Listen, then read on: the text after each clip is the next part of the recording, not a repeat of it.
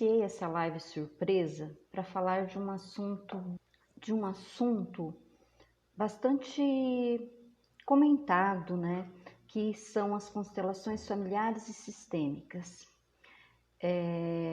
Por que será que hoje em dia tornou-se uma das terapias mais buscadas? Né? Primeiro a gente diz, constelação familiar é uma terapia breve, porque muitas vezes, na maioria das vezes, você não precisa mais do que uma sessão para encontrar ou para que os resultados possam chegar até você.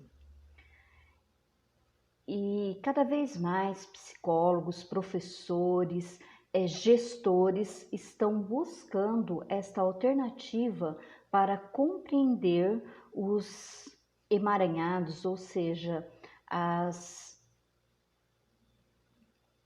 o que leva você a ter certos desafios na vida. A constelação familiar traz à tona o fato de que nossas memórias celulares e transgeracionais são responsáveis por muito desses nós que fazem com que tenhamos movimentos repetidos ao longo da nossa existência, né? Seja no trabalho, seja na família, seja nos relacionamentos. E a proposta do olhar sistêmico é exatamente essa, enxergar o ser com outras lentes, de uma outra forma, levar você a compreender que a nossa vida se apresenta de uma forma simples e quando nós aceitamos, incluímos os fatos, os acontecimentos e as histórias familiares, isso nos permite levarmos uma vida mais leve. Oi, Edith, obrigada pela consideração, viu? Saudades de você, minha grande mestra, viu? Acompanho você sempre. É um prazer ter você por aqui. Voltando ao assunto, o olhar sistêmico traz para você essa integralidade. Nós percebemos que é cada vez mais urgente podermos nos comunicar, nos sentirmos conectados e integrados a todas as formas de vida. E a constelação familiar sistêmica nos permite isso através de ações que quer sejam uma nova reflexão sobre aquilo que nos acontece diariamente, sobre nosso relacionamento com os nossos pets, com os membros de nossa família, com a nossa própria história, com nossa criança interior, ou seja, através do movimento da constelação propriamente dito, ela nos lança uma nova forma, uma nova lente de enxergar a vida de uma forma mais coerente.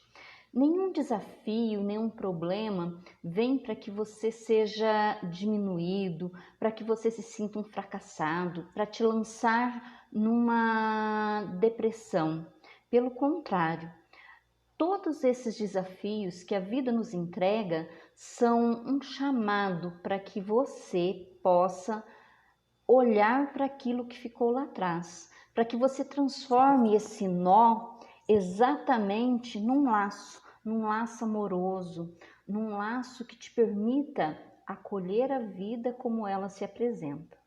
Então, partindo desse princípio, dessa nova forma de olhar, dessa conexão que você deve desenvolver consigo primeiro, depois com o seu sistema familiar, e a partir desse olhar harmonioso, acolhedor, com tudo aquilo que te cerca, a proposta que o olhar sistêmico traz é aprendermos com os nossos mestres animais, com a mãe natureza, porque quando nós estamos centrados, e como se fala na constelação familiar, quando nós estamos esvaziados no momento presente, nós nos permitimos nos conectar com seres que também estão à nossa volta.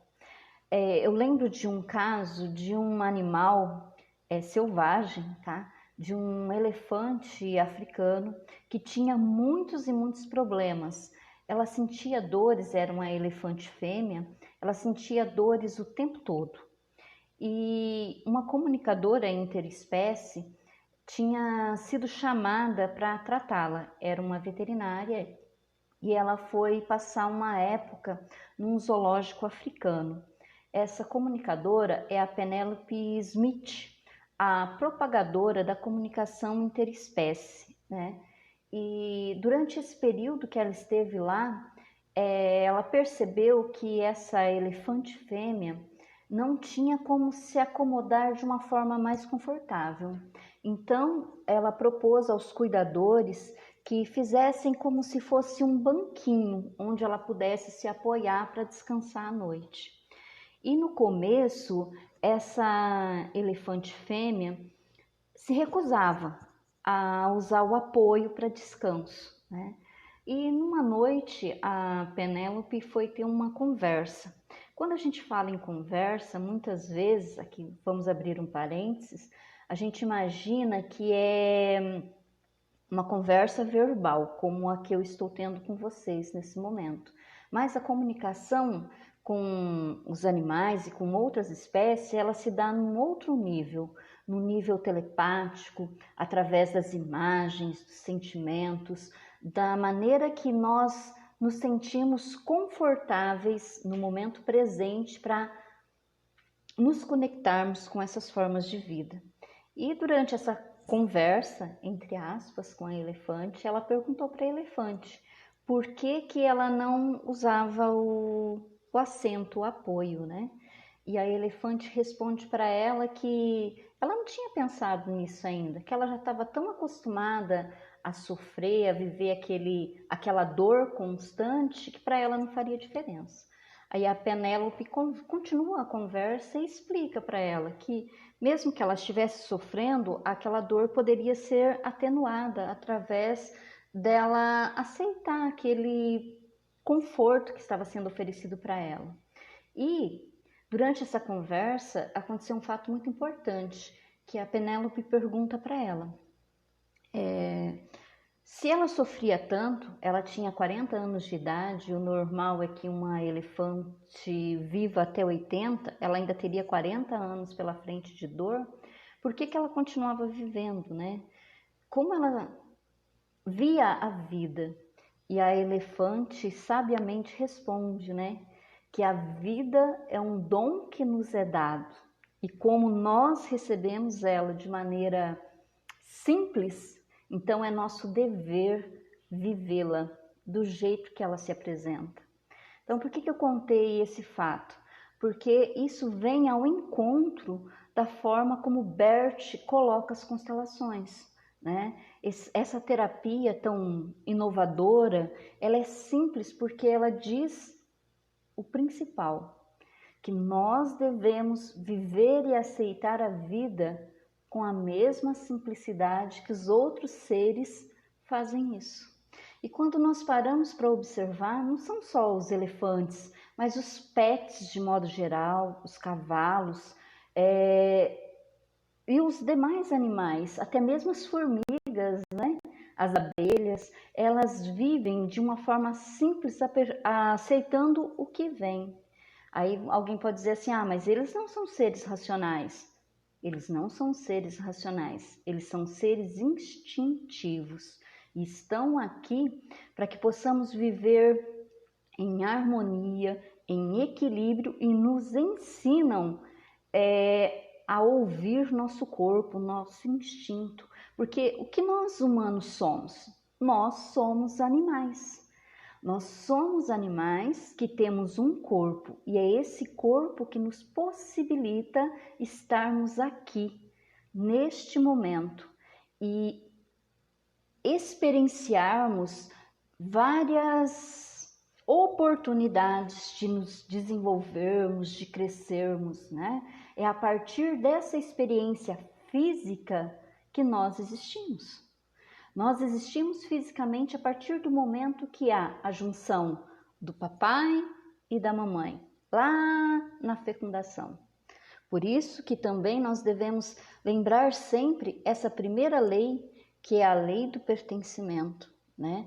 Todos temos o direito de pertencer, primeiro, ao nosso pai, à nossa mãe, à nossa família enquanto sistema, e depois Também temos o direito de pertencer ao nosso grupo, à nossa cidade, ao nosso lugar, ao nosso planeta. E quando nós respeitamos esta primeira lei, que é a lei do pertencimento, nós também respeitamos todas as formas de vida, porque todos existem no planeta e todos têm o direito de pertencer, né? Então, nós aceitamos o que vem do nosso pai, do sistema do nosso pai, nós aceitamos o que vem do sistema da nossa mãe, com toda a dor, com toda a limitação, com todas as crenças, e dizemos sim para a vida, assim como aquela elefante que sofria o tempo todo, que tinha sido muito castigada, né, pela própria vida. Ela dizia: nós recebemos a vida e temos que vivê-la. Então, quantas vezes nós recebemos essa vida de presente e nos recusamos a viver? Nos desconectamos da nossa essência. Outro dia, nós fizemos um movimento de constelação coletiva. O que é a constelação coletiva? É aquela onde se usa representantes, não se traz um tema todo à tona, mas todos os representantes colocam sua percepção. E nós percebemos o movimento de desconexão. O que ele vem nos ensinar? Quando nós estamos desconectados, primeiro, da nossa essência, depois do nosso sistema e do nosso ambiente como um todo, nós nos sentimos sem energia, desanimados, começam a surgir a estagnação, as dificuldades no trabalho, as dificuldades nos relacionamentos, né? E isso não é para que nós nos sintamos fracassados, pelo contrário, é para que nós possamos olhar para esse momento presente, acolher isso que se apresenta e procurar, através da constelação familiar e sistêmica, a origem, para que a energia possa fluir de uma forma saudável novamente e, ao mesmo tempo, mudarmos nossa consciência, termos uma amplitude maior de como olhar a vida, né? Que cada desafio, cada dificuldade, na verdade, é um presente que o universo nos dá. Porque se você não tivesse essa dificuldade, você não teria a chance de dar o próximo passo, de olhar para uma nova direção, porque a gente, humano, por natureza, tem a tendência de se acomodar. Às vezes nós não gostamos de determinada situação, mas continuamos ali, mesmo insatisfeitos, mesmo que aquilo nos cause um desconforto. Por quê? Porque nós estamos acostumados ao conhecido, nós estamos acostumados a, mesmo reclamando, levantarmos pela manhã e fazermos as mesmas atividades, termos as mesmas atitudes e pior, muitas vezes termos os mesmos tipos de pensamento. Esse é um movimento repetitivo que muitas vezes nós observamos em vários sistemas familiares dentro de uma constelação. E esses movimentos funcionam sim como se fosse um nó que nos impedem de irmos mais longe. E é necessário que a gente olhe para isso. Se eu estou insatisfeita na minha vida, seja no meu local de trabalho, com os meus amigos, com o meu cônjuge, o que eu posso fazer para melhorar? O que está ao meu alcance para fazer diferente? E mais, quando eu encontro essas respostas, como é que eu posso olhar para isso e me comprometer, me engajar em fazer diferente? Já se falava, Og Mandino, que é um escritor que eu gosto muito, que um hábito não pode ser tirado, excluído. E isso também vem ao encontro da filosofia sistêmica. Nada se exclui, porque aquilo que nós excluímos, ele volta com mais força, ele se repete. Um hábito, ele deve ser transformado. E a física quântica nos diz que para que haja essa transformação, para que você adquira esse novo hábito, são necessários 21 dias, que é o tempo em que as células levam para serem renovadas e aprenderem esse novo hábito. Por isso que muitas vezes os desafios da gratidão, os exercícios sistêmicos são direcionados para que a pessoa possa fazer por 21 dias. Porque a partir desse momento, não é que eles se tornam automáticos, eles ficam mais fáceis de fazer, eles passam a fazer parte do dia a dia da pessoa, né? Então, toda vez que você tem algo que precisa ser melhorado, você deve praticar isso por 21 dias. No começo é difícil? É desafiador? É. Vamos colocar uma coisa bem simples. Levantar cedo. Para alguns podem ser muito fácil, uma bênção, rende o dia. Tem aquele livro O Milagre da Manhã, para as pessoas que acordam às 5 horas da manhã. No entanto, para outros, pode ser uma grande dificuldade. Tem pessoas que rendem mais no período noturno, né? E consequentemente, vão dormir mais tarde. E quando você se propõe a mudar esse hábito, no começo, você tem que começar sem vontade mesmo. Um outro exemplo é fazer lives, fazer vídeos, se colocar diante de um público, de uma plateia, expor-se. Isso é um grande desafio. Mas não basta você fazer isso uma vez, você tem que fazer por pelo menos 21 dias. Vai resolver? Vai resolver. Vai ficar cada dia mais fácil, né? Você vai se sentir mais à vontade diante da câmera, vai ter mais segurança, porque acredito que todos aqueles que se dispõem a fazer um vídeo, a fazer uma live, a compartilhar algo que sabe, algo que aprendeu, ele se sente inseguro, dá um friozinho na barriga, mas quando você persiste, quando você tem medo e vai com medo mesmo, quando você tem preguiça e vai com preguiça mesmo, quando você está determinado a fazer algo dar certo, as coisas começam a acontecer de uma forma positiva, né? Nem tudo o que é negativo na sua vida é para o seu mal. O negativo só é o oposto do positivo. Ou às vezes é necessário que você olhe de uma outra forma, que você troque as lentes, né? Esses dias eu fiz um stories de cabeça para baixo, porque muitas vezes nós estamos tão acostumados a ver a vida da mesma forma, a olhar para os problemas, para os desafios com o mesmo pesar. E essa reviravolta, ela vem a ser de uma forma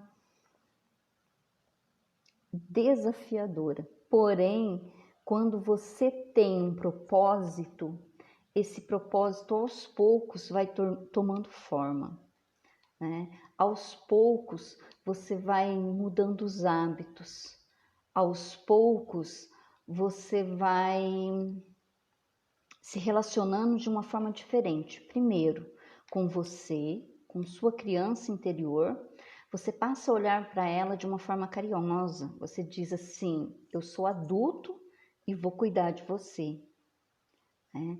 Você não deixa ela ficar na birra, na insegurança, na insatisfação. Então você começa a acolher primeiro a sua essência. A sua criança interior vai se sentir amada. E você perpetua o amor que você recebeu dos seus pais. Você diz: eu recebi, agradeço, recebi o suficiente e o que eu acho que falta agora é comigo, né? Agora eu vou seguir a minha vida amando minha criança interior, né? Respeitando a minha essência. Esse é o primeiro princípio da transformação. Depois você começa a acolher os acontecimentos da sua vida de uma forma mais leve. Não que você não vá sentir dor, não que não vá ter dias em que você vá se sentir desanimado, né? Que você tenha vontade de desistir. Você vai ter todos esses dias, porque isso faz parte da vida e faz parte do crescimento pessoal. Crescer dói, né? Quando nós éramos crianças, muitas vezes, nós sentíamos muitas dores nas pernas, nas costas. Por quê? Porque estávamos crescendo. E quando a gente falava para a mãe, olha, tá doendo aqui, não bati, não caí, mas dói muito, sinto muita dor. Então a mãe vai dizer, filho, isso faz parte, é a dor do crescimento. Então, quando você está crescendo emocionalmente, espiritualmente, intelectualmente, você vai sentir dor. Faz parte. Você vai se sentir perdido, sem respostas.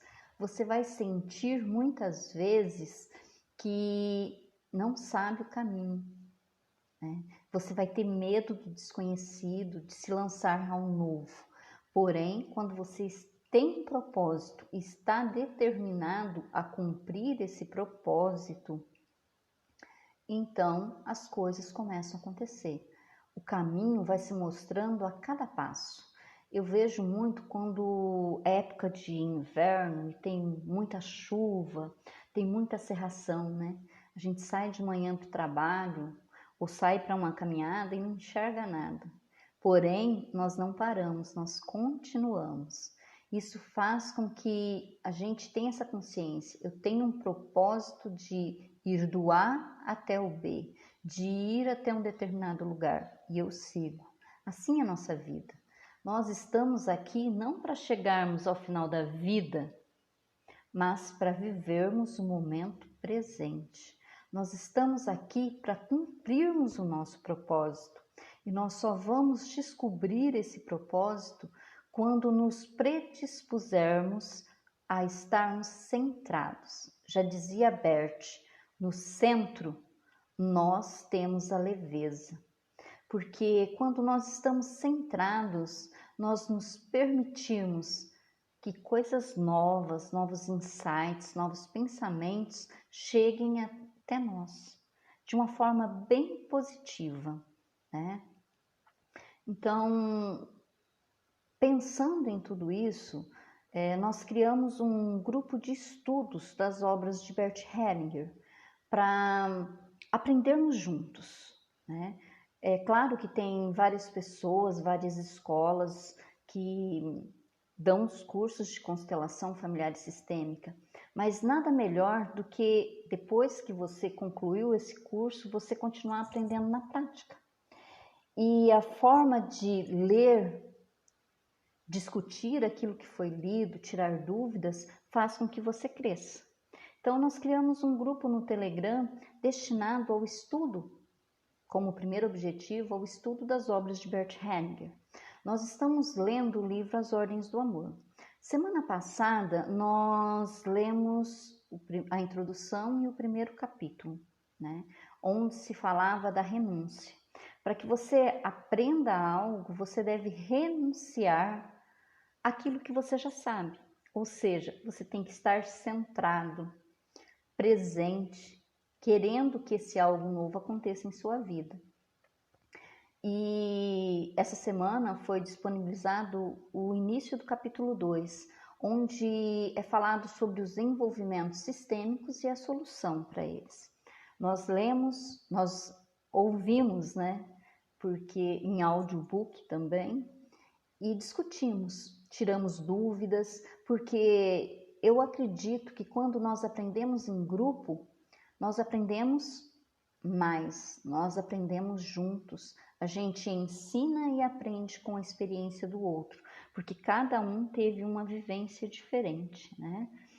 E as obras de Bert, até bem pouco tempo, eu tinha uma certa crença limitante, eu achava que eram muito filosóficas, que era difícil de se entender, e depois a gente vai percebendo que o conhecimento é construído, e quanto mais você fala, ensine, aprende, discute sobre o assunto, mais fácil fica a compreensão, né?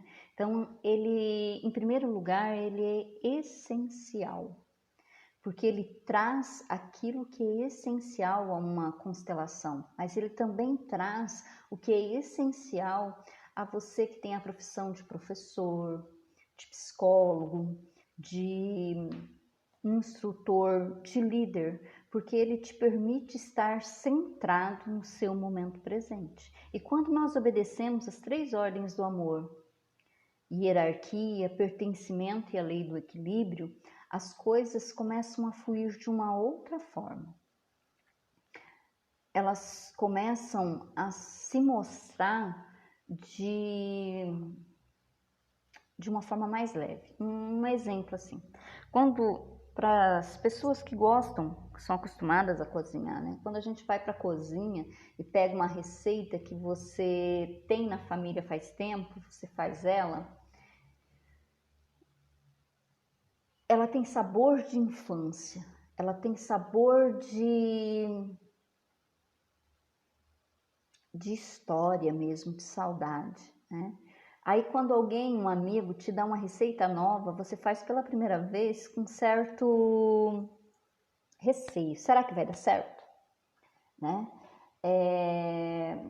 Será que os ingredientes estão corretos? Você tem uma certa insegurança, aí você faz, você experimenta. Pode ser que na primeira vez não fique tão bom, mas à medida em que você continua fazendo, as coisas começam a melhorar. Então, assim também é a nossa vida. Tudo aquilo que é novo, que você se dispõe a fazer, no começo não vai ficar tão bom, vai ficar mais ou menos, depois vai melhorando. E com a persistência, vai ficar muito bom, né? Então, o que nós temos que fazer é persistir na nossa mudança de hábitos, na forma como olhamos a vida, né? Que nós possamos, a partir da prática desse olhar sistêmico, que é esse olhar integrado, acolher aquilo que nos chega e nos perguntarmos o que isso traz de novo para mim, o que isso traz de bom para mim, como é que eu posso usar isso que me chega de uma forma positiva, né? Lembrei de uma história agora do Walt Disney, né? Ele é um exemplo clássico de como uma pessoa transforma uma situação negativa em algo muito positivo. Quando ele era jovem, ele chegou numa determinada cidade, que eu não lembro agora qual era, e não tinha dinheiro para alugar um hotel para ficar, não tinha conseguido um trabalho ainda, ele trabalhava fazendo desenhos, tirinhas para jornais, e ele vai morar num galpão. E nesse galpão tem um ratinho que o importunava. O que aconteceu? Nasceu o Mickey Mouse, que é um grande sucesso até hoje, que as crianças amam e que foi o propulsor da mudança na vida do Walt Disney, né? E então, quando a gente pega aquilo que nos chega de uma forma dolorosa, muitas vezes de uma forma negativa, e começa a olhar de uma outra forma, que a gente vira de cabeça para baixo ou muda a lente do óculos, nós temos a possibilidade de transformarmos nossa vida de uma forma positiva. Nós podemos encontrar o nosso centro e, a partir desse centro, começarmos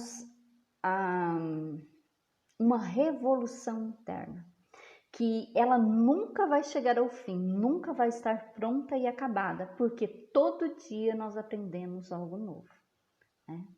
E para nós encerrarmos esta live de hoje, que a primeira, que eu espero que seja de muitas, eu vou trazer um exercício sistêmico, que é o alinhamento de pai e mãe. Então eu peço para que você possa centrar-se, respirar bem fundo e relaxar. Se sentir que faz sentido para você, feche os olhos. Continue respirando calma e profundamente. Enquanto respira, preste atenção como o ar entra e sai. Procure levar o ar até sua barriga. Enche os pulmões. Expire muito calmo e tranquilamente. E nesse movimento, perceba o movimento da vida. Sinta o pulsar do seu coração. E nesse pulsar rítmico, cadente, perceba a presença do seu pai do seu lado direito e da sua mãe do seu lado esquerdo. Sinta o leve tocar das mãos deles em seus ombros e receba uma bênção, uma grande bênção, para que através dela chegue uma bênção maior ainda, que você possa compreender e praticar as melhores atitudes nesse dia, que essas ações te levem a cumprir o seu propósito de vida da melhor forma possível. Conecte-se com a vibração da luz verde, da cura, da abundância, que ela envolva todo o seu ser. Neste sentimento de respeito ao sagrado, de gratidão pela vida, faça uma reverência a seus pais e a todo o seu sistema familiar. Continue respirando calma e tranquilamente. E quando sentir-se bem, pode abrir os olhos. Eu gostaria de pedir para que você deixasse no comentário sua impressão sobre este momento que dividimos. Sugestões de temas, onde eu posso melhorar, como esse exercício contribuiu para o seu bem-estar, né? Então eu quero agradecer muito a presença das pessoas que passaram por aqui, da Edith, da Fabiana, da Maria Clara, da Letícia, e deixar combinado com vocês que semana que vem, quinta-feira, ao meio-dia, nós estaremos por aqui novamente para mais uma conversa sistêmica. Um excelente dia para você.